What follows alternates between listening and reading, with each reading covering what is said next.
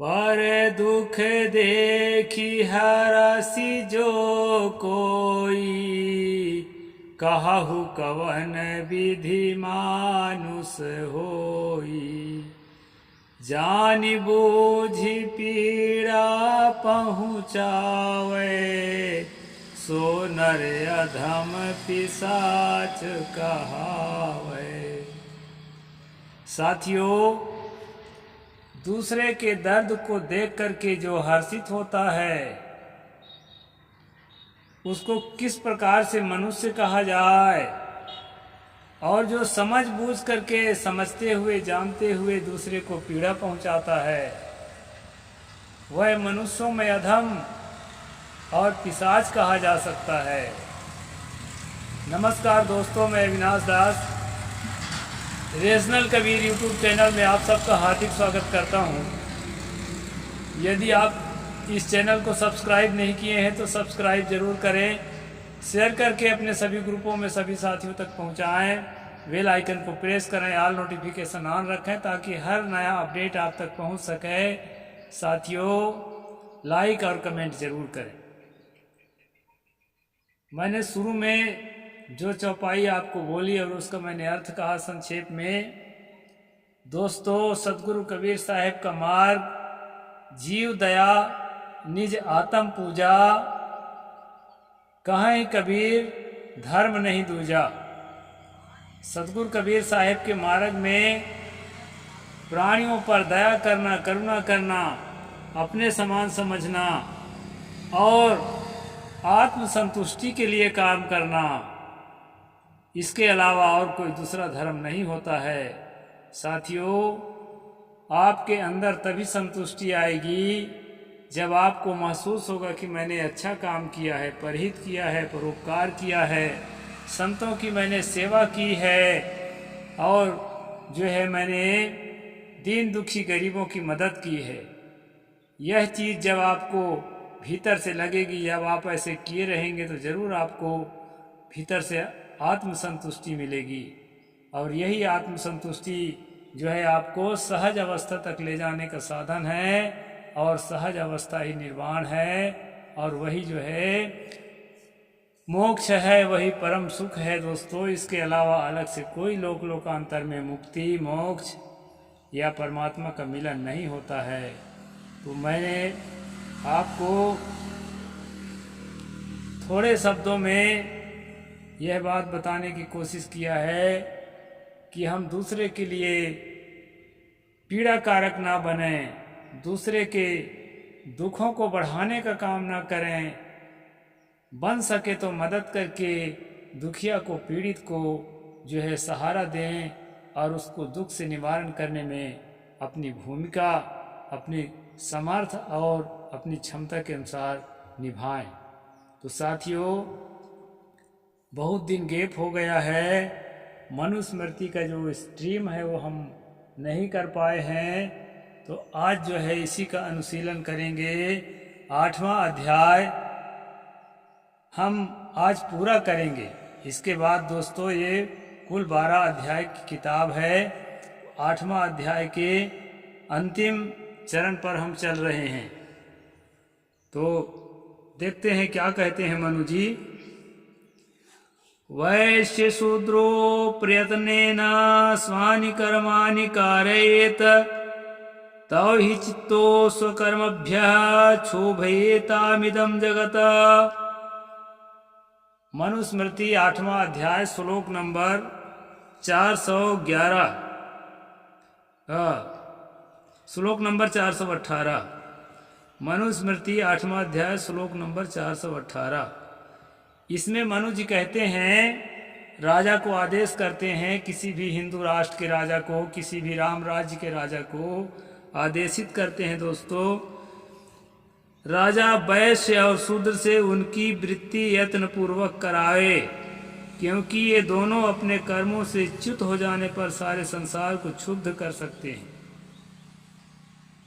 यानी वैश्यों को जो निर्धारित, जो उनका शेड्यूल्ड जॉब दिया गया है, जो निर्धारित काम दिया गया है, वही काम राजा जो है उसको यत्न पूर्वक कराए, बलपूर्वक कराए, और शूद्रों को जो काम दिया गया है शास्त्रों के माध्यम से, वही काम शूद्रों से राजा जो है बलपूर्वक कराए। और ऐसा यदि राजा नहीं कराता है दोस्तों, तो ये वैश्य और शूद्र जो है पूरे संसार को क्षुब्ध कर सकते हैं, ऐसा जो है यहाँ मनु का कहना है।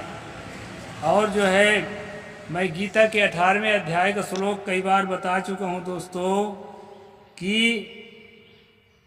कौन सा काम वैश्यों को और कौन सा काम शूद्रों को दिया गया है। कृषि गौरक्षा वाणिज्यम वैश्य कर्म स्वभावजम, ये गीता में कहा है खेती करना, गायों की रक्षा करना और व्यापार करना, ये वैश्यों के लिए स्वाभाविक कर्म गीताकार ने बताया है। और परिचर्यात्मक कर्म शूद्रस्यापि स्वभावजम, जो है टहल बंदगी सेवा करना, छोटा काम करना, मेहनत का काम करना, साफ सफाई का काम करना, खेती बाड़ी के मेहनत का काम करना, मजदूरी का काम करना, ये सब जो है शूद्रों के लिए निर्धारित किया है। तो इस प्रकार से दोस्तों ये 8वां अध्याय का जो 418 नंबर श्लोक में उसी के लिए यहाँ पर प्रेरित किया है। और जो है यहाँ बताया है कि जो है, मैं दूसरे जगह का श्लोक ले लेता हूँ तो ज़्यादा स्पष्ट हो जाएगा। इसी मनुस्मृति में 10वां अध्याय में जो है बताया है कि वैश्य यदि अपनी जीविका से जीवन निर्वाह न कर सके तो शूद्र वृत्ति से जीविका का निर्वाह करे और शक्तिशाली हो जाने पर उसे छोड़ दे। वैश्य को चाहिए कि यदि उसका जीवन अपने जाति कर्म में नहीं चल पाता, उसका जाति कर्म है कृषि गौरक्षा वाणिज्यम, यदि वो व्यापार करने में सक्षम नहीं है, पूंजी नहीं बचा पाया है, पूंजी बचा पाने में सक्षम नहीं है, या मैनेजमेंट प्रबंधन करने की शक्ति उसमें नहीं है, ऐसी स्थिति में वो शूद्र जैसे जो है सेवा का काम कर सकता है। और फिर से सक्षम होने पर, फिर से अपना बुद्धि विकसित कर लेने पर वो जो है अपने काम में वापस आ सकता है। इसलिए शूद्र को यहाँ वैश्य को यहाँ थोड़ा सा राहत दिया है कि अपने काम में वो लौट सकता है, अपने काम में, क्षत्रिय के काम या ब्राह्मण के काम में नहीं। दोस्तों मनुस्मृति घूम फिर करके ब्राह्मण में सिमट जाती है। ये इसमें क्षत्रिय के लिए भी खास बातें नहीं है। क्षत्रिय तो आदेश कर ही रहे हैं कि उनको पकड़ पकड़ कर काम कराओ। इसमें यानी कि ब्राह्मण जो है आदेश कर रहा है मनु के जरिए कि वो पकड़ पकड़ के जिस जाति का जो काम है वो काम कराओ, और यदि वो काम नहीं कराओगे तो पूरे देश को क्षुब्ध कर सकते हैं ये वैश्य और शूद्र। तो यहाँ वैश्यों को कहा, थोड़ा सा ऑप्शन दिया है कि अगर न कर सके निर्वाह तो वो जो है शूद्र जैसा काम कर सकता है। और शूद्र के लिए फिर क्या कहा है दोस्तों, असकुम वस्तुम सुसुराम शूद्रः कर्तुम द्विजान्मनाम पुत्रदारात्ययम प्राप्तो जीवेत कारु कर्म भी। यदि द्विजातियों की सेवा करने में शूद्र असमर्थ हो और उसके स्त्री बच्चे अन्न आदि का कष्ट पा रहे हों तो वह कारीगरी का काम करके जीविका चलाकर भरण पोषण करे। यानी पहला काम जो शूद्र का यही दिया है कि वो क्या करे, कि वो सेवा शुश्रूषा करे, अपने से बड़ी जातियों की सेवा शुश्रूषा करे, मेहनत मजदूरी करे। और यदि ऐसा करने में सक्षम नहीं है, शारीरिक कमजोरी है या इस प्रकार से कोई स्थिति है उसकी, तो और बीवी बच्चा भूखों मर रहे हैं तो क्या करे, वो बढ़ई का काम भी कर सकता है। इस तरह से जो है बताया है दोस्तों। विप्र सैवैव शूद्रस्य विशिष्टम कर्म कीर्त्यते यतो अन्यद्भिः कुरुते तद्भावत्यस्य निष्फलम। क्योंकि यहाँ ये भी बताया है कि ब्राह्मण की सेवा करना ही शूद्र का विशिष्ट कर्म कहा गया है। इस कार्य से भिन्न वह जो कुछ भी कार्य करता है उसके लिए निष्फल होता है। यानी वो उसको स्वर्ग में सुख नहीं मिलेगा यदि ब्राह्मण की सेवा के अलावा कुछ कार्य करता है।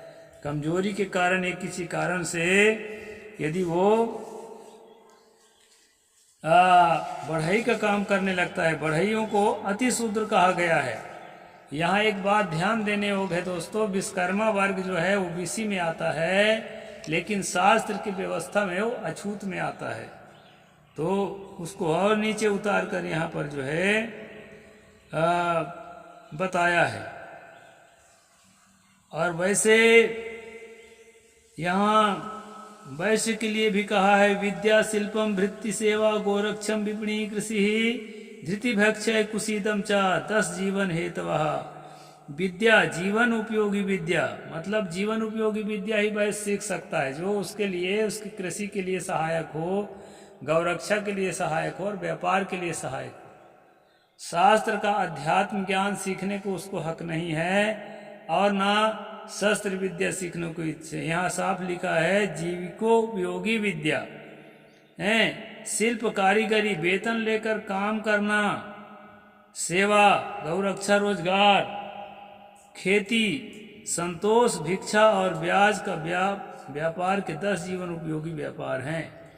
इस प्रकार दोस्तों यहाँ जो है मुख्य रूप से वैश्यों के लिए ये सब कुछ बातें बताई गई है। और ऐसा काम अगर नहीं कर रहा है वैश्य तो उसको जो है पकड़ करके उसी काम को कराएं।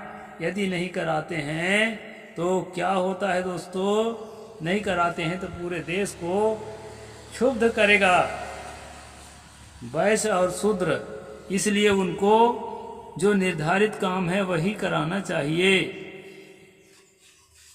गंदा से गंदा काम भी शूद्र से कराया जा सकता है, क्योंकि शूद्र को किसी भी प्रकार के न तो संस्कार बनता है और न उसको पाप लगता है।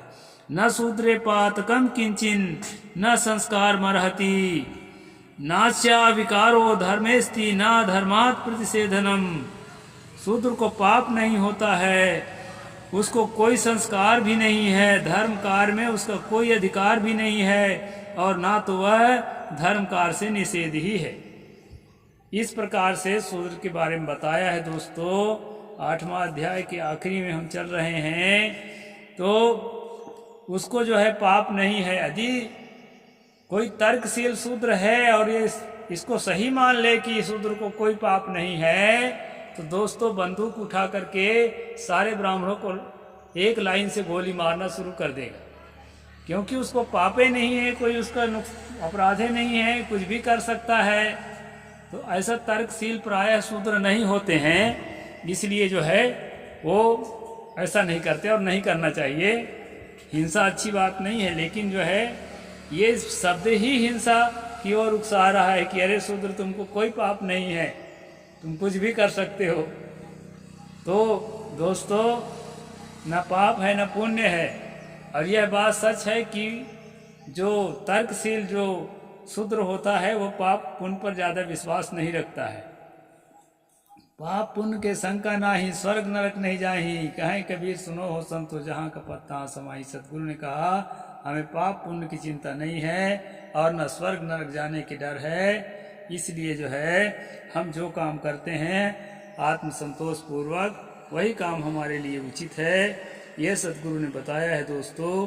तो मैंने आपको ये बताया कि वैश्य शूद्रो प्रयत्नेन स्वानि कर्माणि कार्येत तव ही च्युतो कर्मभ्यः क्षोभयेतामिद जगत। राजा वैश्य और शूद्र से उनकी वृत्ति यत्न पूर्वक करवाए, यानी पकड़ पकड़ के कराए, और अगर नहीं कराता है तो जो है वो पूरे देश को मतलब आतंकित कर सकते हैं शूद्र और वैश्य। ऐसा जो है यहाँ पर मनु जी ने बताया है। अहन्याहन्यवेच्छेत्तम कर्मान्वान तहानानि च आयव्ययो च नियत कामवान कोस्मेव च। राजा आरंभ किए कार्यों को संपन्नता, नियत आय व्यय, खान खजाना और वाहनों का प्रतिदिन निरीक्षण करे। एवं सर्वनियमान राजा व्यवहारान मापयान व्यपोह्य किल विषम सर्वम प्राप्नोति परमाम गतिम। जो राजा इस प्रकार इन सब पूर्वोक्त व्यवहारों को पूरा करता है वह सब पापों से छूटकर परम पद को प्राप्त होता है।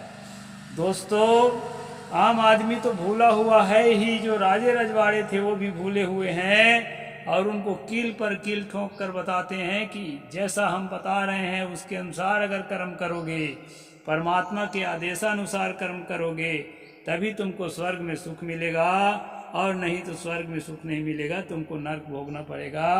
और स्वर्ग के सुख के लालच से और नर्क की यातना के डर से राजे महाराजे लोग जो हिंदू राष्ट्र चलाते थे, जो राम राज्य चलाते थे, वो राजा महाराजा लोग इसी डर से दोस्तों शूद्रों को और वैश्यों को प्रताड़ित करते थे और महिलाओं को विशेष प्रताड़ित करते थे। महिलाओं की प्रताड़ना के बारे में 9वां अध्याय में जब हम पहुंचेंगे तो मैं विस्तार से चर्चा करूंगा। दोस्तों, अभी आज के लिए बस इतना ही। साहेब बंदगी। जय जोहार, जय भीम, जय भारत।